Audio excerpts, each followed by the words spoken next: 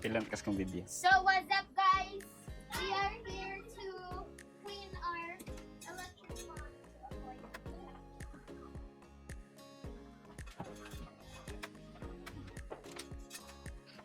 So, maglimpyo ta og electric fan. Okay, mao ni ang ko sa sunog. So, ato ang tools kay screwdriver. Wala day. Tapin niya.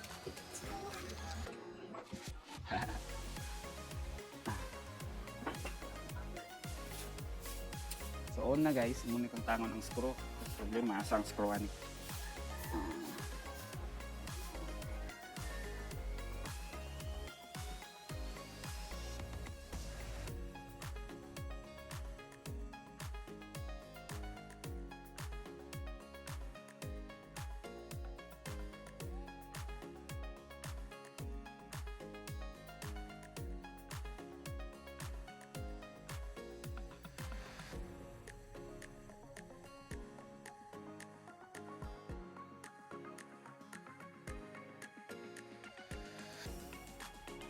So, ngayon,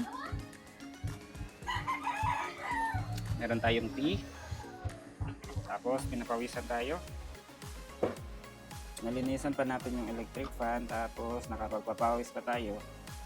So, hitting two birds in one stone.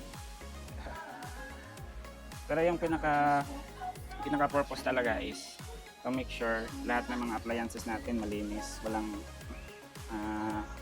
mga alikabok kasi yan yung number one na cause ng sunog eh. Yung mga balahibo, yung mga ganito. So, kasi meron kaming aso eh. Ito, si Clay, yan, si Disaster. Kaya daily kami meron talagang mga balahibo. So, yung mga electric fan namin, mga appliances, prone talaga na merong papasok ng mga balahibo. Okay. So, ito. Tapos na. Okay na. Super clean. So, pwede na itong mag-function smoothly.